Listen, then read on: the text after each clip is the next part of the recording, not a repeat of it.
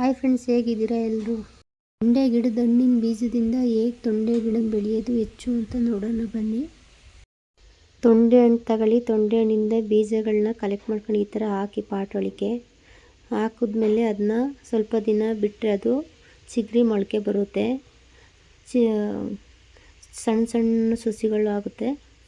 ಅನ್ನೋದಾದರೆ ಈ ಥರ ತೊಂಡೆ ಹಣ್ಣಿನ ಬೀಜದಿಂದ ಮಾಡ್ಕೋಬೋದು. ನೋಡಿ ಎಷ್ಟು ಮೊಳಕೆ ಬಂದಿದೆ, ಇನ್ನೂ ತುಂಬ ಇತ್ತು. ಕಿತ್ತಿ ಬೇರೆ ಕಡೆ ನಾನು ಹಾಕಿದ್ದೆ, ತೆಗೆದಿದ್ದೆ. ಅದಾದಮೇಲೆ ಈ ಥರ ಇಷ್ಟು ದೊಡ್ಡ ಗಿಡ ಆಗಿದೆ. ಎಲ್ಲ ತುಂಬ ಅದರೊಳಗೆ ಎಲ್ಲ ಬಿಟ್ಟಿದೆ. ಈ ಥರ ಆಗಿಬಿಟ್ಟಿದೆ, ದೊಡ್ಡ ಗಿಡ ಆಗಿದೆ.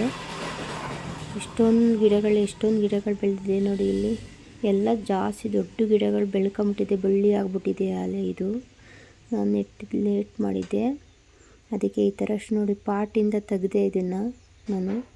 ಈ ಥರ ಆಗಿದೆ ನೋಡಿ. ಪಾಟ್ ಇದೆ ನೋಡಿ, ಖಾಲಿ ಪಾಟ್ ಒಳಗಿಂದ ತೆಗ್ದು ಈ ಥರ ಬೇರು ಜಾಸ್ತಿ ಬಿಟ್ಟಿದೆ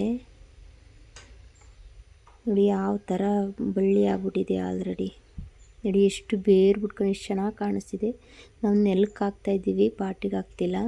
ಮಳೆ ಬಂದಿದ್ದರಿಂದ ಈ ಥರ ಗೊಬ್ಬರ ಹಾಕಿ ಮಾಡೋಕ್ಕಾಗಲಿಲ್ಲ, ಇದಾಗ್ಬಿಡ್ತು, ಟೈಮ್ ಆಗ್ಬಿಡ್ತು. ಜೋರಾಗಿ ಮಳೆ ಬಂದ್ಬಿಡ್ತು, ಅದಕ್ಕೆ ಸ್ಟಾಪ್ ಮಾಡ್ತು. ಅದಕ್ಕೆ ಗೊಬ್ಬರ ಹಾಕಿ ಎಲ್ಲ ಮತ್ತೆ ಇನ್ನೊಂದು ಸಲ ತೋರಿಸ್ತೀನಿ ಹಬ್ಬಿದ್ಮೇಲೆ, ಚೆನ್ನಾಗಿ ಬಂದಮೇಲೆ.